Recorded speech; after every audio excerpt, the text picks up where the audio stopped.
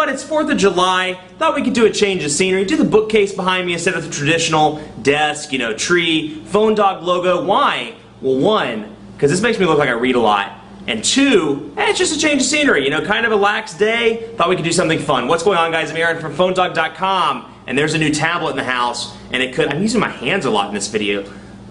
Woo! There's a new tablet in the house, and it could replace the Apple iPad 2 as the most popular tablet, just maybe. The HP TouchPad is here. We're going to do an unboxing to see how great it really is. It's finally here, the HP TouchPad in the house. It was, announced in February at that event right before Mobile World Congress in San Francisco alongside the Veer and the Pre 3. So the Veer's out, the TouchPad's out now. We just need to get the Pre 3 out so we can do some of those cool sync capabilities with the TouchPad with at least a high-end WebOS device. But here it is, the HP TouchPad, just to walk through some of the specs, 9.7-inch display, as you can kind of see here, 1.2 gigahertz dual-core Snapdragon processor. Now it has a 6,300 milliamp hour battery, it has WebOS 3.0. Here's the interesting thing, it has a camera on the front, it's 1.3 megapixels, no camera on the back, and there's no actual camera app on the TouchPad out of the box. So it's good for Skype, it's good for video chatting, things like that, but there's no actual app to take advantage of the camera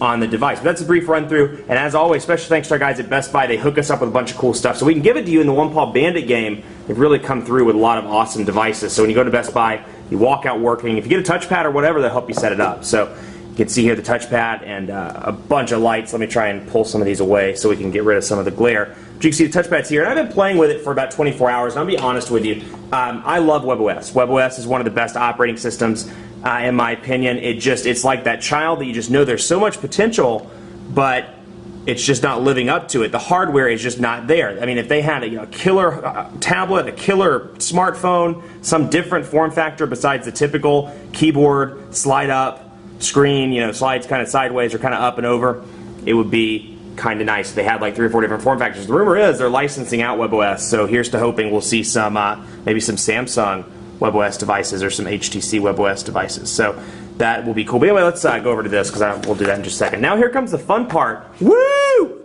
That's exciting stuff. HP TouchPad getting started. HP TouchPad navigation guide. HP is here to help. They're here to help. And important safety and legal information and a cleaning cloth because this thing is a fingerprint magnet. So you got that stuff in here. And then you have all of your charging stuff. The downside of tablets when you're shooting these on videos, you can't fit the entire box into the shot, or at least it's hard to. So you can see over here, you've got the big HP similar thing that we're used to from the Veer, from the Pre series. It's a little circular AC adapter module, except it's a big honking circular AC adapter module for the tablet, and a USB cable as well, which doubles up as your cord for your charger. So not a lot in the box in terms of accessories, but cleaning cloth, that's pretty nice, pretty generous of them to include that. Let me try and get that back down. There we go. And I'll get this out of the way so you can see just the tablet. I don't know. It said now here comes the fun part. I don't know that the regulatory information is necessarily fun. I think the tablet is where it's at in terms of the fun part. But here it is, 9.7-inch display, so it's the same display as the Apple iPad 2. Kind of the same size. It has a different feel to it. It's a plasticky feel. You can see, look at the fingerprints. Fingerprint magnet. HP logo on the back. No camera back there. You have your speakers down here with Beats technology, thanks to HP's partnership with Dr. Dre. You can see power button up here, 3.5mm headphone jack. And then over here your volume rocker as well. And then of course this is kind of interesting. You'll notice some differences in the tablet version of WebOS as opposed to WebOS version 2.0 and 2.1 if you've worked with the Pre, the Veer, the Pixie, whatever. First of all, the button is a physical button that you can see here. It's no longer a gesture-based go back type button. It is a physical button. And then there's the front-facing camera. But you can see otherwise, a lot of similarities. But when you open up the menu, you can see it's a little bit different up here. Downloads, favorite, settings. So you can see some of the apps I've already downloaded. Some of the favorites that I haven't apparently put in the favorites folder. I guess I don't have any favorites yet. And then the settings as well. Now here's where it gets interesting. Most of this in day-to-day use, the tablet's very fast. You can really feel the dual-core Snapdragon processor. It's fast, but then you see random lags. Like it randomly hangs up and it does random stuff. I can't say what I was thinking in the video, but it does random stuff. It just freezes up. You'll go to the web and you'll load the web, for example, and it'll freeze here for 2 or 3 seconds. Now, I didn't do it that time, but it will. So every now and again. So little things like that where you're like, okay, wait a second, this is running a dual-core processor. It's a pretty fast tablet, and it just has so much potential. WebOS is a fantastic OS. I mean, the multitasking king in my opinion. It's very, very good, but you know, I just don't know if the hardware is the best in comparison to some of the other stuff on the market. But you can see here, PhoneDog loaded up pretty quick. This is obviously a Wi-Fi only version, but very fast in terms of the pinch to zoom capabilities. There is some checkerboarding when you scroll up and down. You're not seeing it right now, but there is the occasional checkerboard. And then when I want to add a window, you see I do that, and it brings up a second one. And then, of course, thanks to WebOS's cards technology, you can see it groups those together, and I can either shift those around, or I can get rid of one and just swipe up to get rid of it. So very similar if you worked with a Pre or Veer before.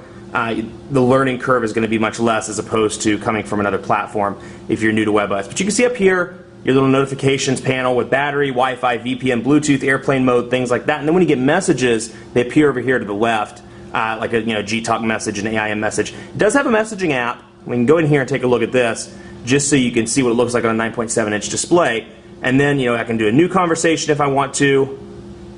And let's just say, hey. And then what this is, I can either scroll it back, or I can scroll it forward and take up the full screen. So when you get into something with multi-panels, like an email or something where you have your emails, or no, let me take that back. When you have your individual accounts, then you have your emails, then you have the actual topic or the body of the email, you can scroll these around to increase the space or decrease the space as well. So there's a lot of functionality in the tablet, and you can see for the most part it's pretty fast. I mean, I can load up pictures with ease. Most stuff pops up pretty quickly, but it's just random. Like, for example, right before I shot the video, I went to pick up the tablet to put it back in the box so I could do this, because I've been playing with it for about 24 hours, and it was stuck. It was frozen on the unlock screen, and then the device restarted itself. So little random things like that I'm seeing a lot of issues with, and I've seen that 2 or 3 times just in the past 24 hours. Then we can go over here and just see what comes out of the box. You get Bing Maps, you get all the typical WebOS personal information management stuff, contacts, web, email, things like that. And then, of course, some apps that I downloaded, Facebook, of course, and then USA Today, Cable News, and Yak Free. HP App Catalog, a little bit of a difference here since it's running on running in tablet form, rather. You can see when this opens up. And just little things like that. I mean, it didn't take that long, but I mean, for a dual-core Snapdragon device, that should have loaded much faster. But you can see kind of a revised app catalog here with top free. You have your categories you can search down there at the bottom. A little bit of a different look.